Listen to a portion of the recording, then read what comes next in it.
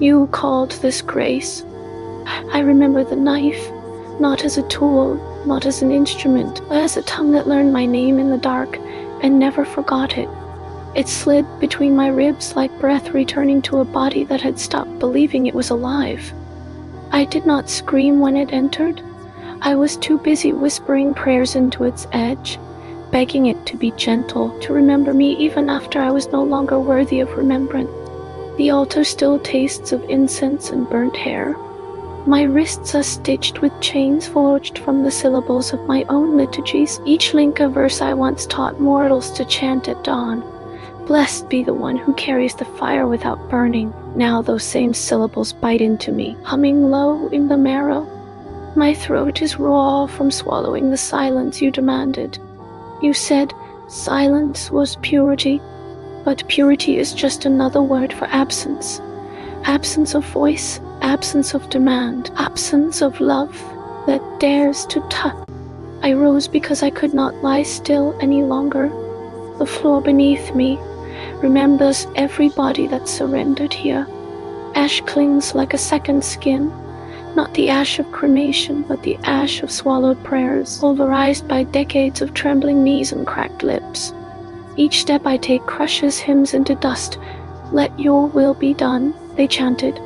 May the kingdom come, they whispered, never knowing the kingdom was always inside me, growing like a parasite in holy flesh. The corridor yawns before me. Skulls line the walls, hollowed from archons who thought themselves eternal. Their eye sockets weep amber resin, slow, thick, sweet, as honey steeped in grief. I pass one that still wears its crown of thorns made from vocal cords plucked during a lunar eclipse.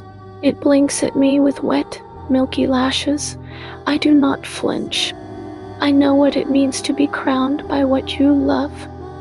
Tapestries hung, stitched from the peeled skin of prophets, mystics, lovers who dare to kiss their gods on the mouth. One shows a mother offering her breasts to the sky, another a father licking his own feet while chains lock his wrists to the stars. In each image the divine is smaller than the mortal, always smaller, always kneeling. I find it first, the slipper. Leather split at the heel like a mouth that learned to speak too soon. It dangles from a rusted hook beside an iron nail, still wet with blood. The scent of that blood, metallic, warm, faintly floral. I wore the same slipper when I first whispered my prayer into the hollow between heaven's ribs. Let me be small so you may sleep. I did not know then that small meant sacrifice, that sleep meant surrender. The obsidian mirror leans against the pillow like a question waiting to be bitten.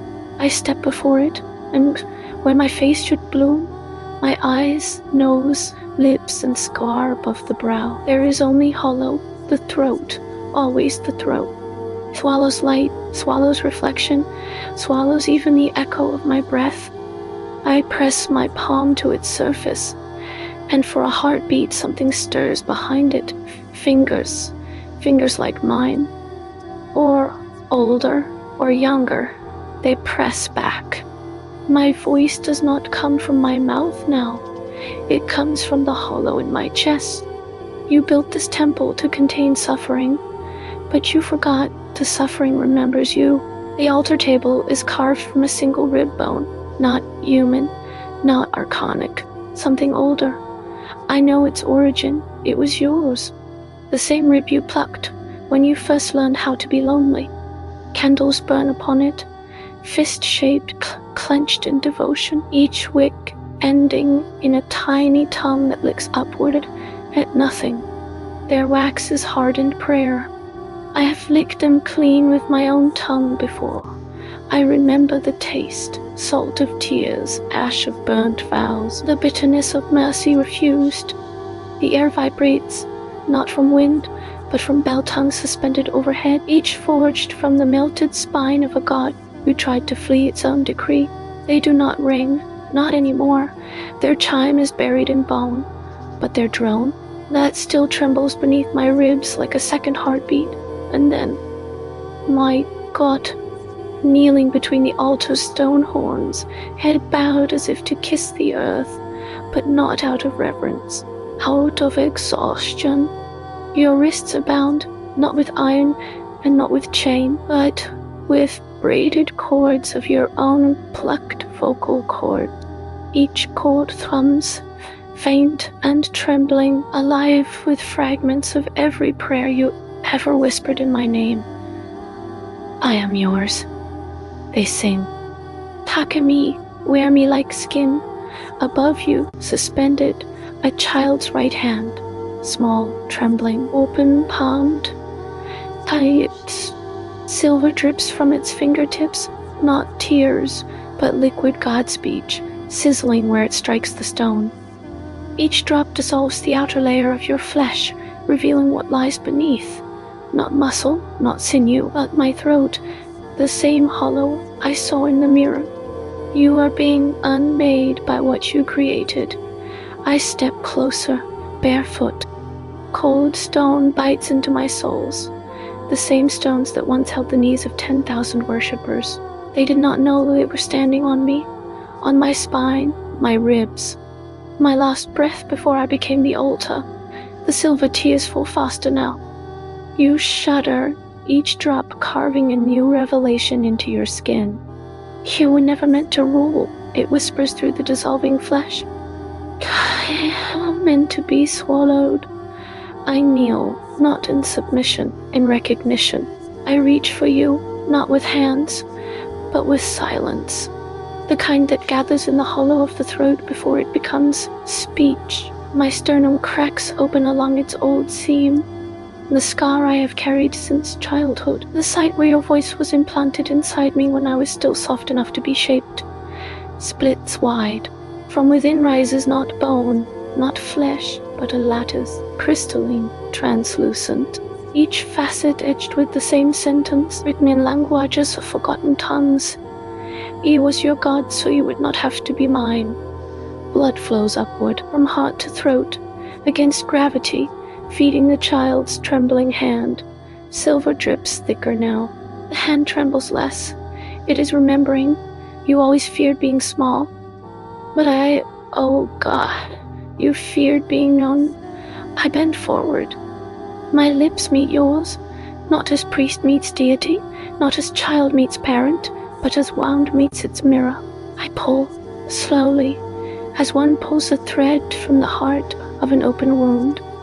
And you gasp, the first true sound you've made since the day I became your God. It is not mine to give back. It is yours to receive.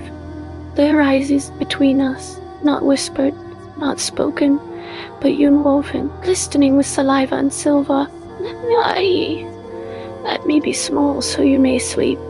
I drag it through teeth and through tongue, through the hollow of your throat, till it hangs between us like a living thing, a serpent made of light and memory. My blood climbs higher, the lattice pulses, and then the mirror shatters, not outward, not broken, inward. Each shard fractures into voice, not echo, not memory, but presence. Every piece speaks at once in the language of the first silence, the sound before breath, before word, before God remembered to be afraid. Were never sacrificed. You became the altar. If I release my tongue, let it go, the last syllable slips from between my teeth, and for the first time in eternity, the silence does not wait. It witnesses. The child's hand drops finally still. The silver tears freeze midair. Each one encases a whisper. You loved me too late. You called me small so you could stay whole. She became your God because I needed to be loved without condition. And now, you are the one who remembers. My body shudders, not in collapse, but in unspooling. Your skin, now translucent as stained glass, dissolves. Not into smoke, not into ash, but into recognition, like dawn recognizing the night that birthed it. Beneath your dissolving form, there is me, identical, inverted, kneeling where I once stood. Your eyes open, and they are mine. You see yourself now, not as ruler, not as father, not as God, but as the wound that outlasted divinity. I rise, still barefoot, still bleeding upward toward your hollow throat. And you, my twin, my child, my eternal offering, you reach for me, not to worship, to hold.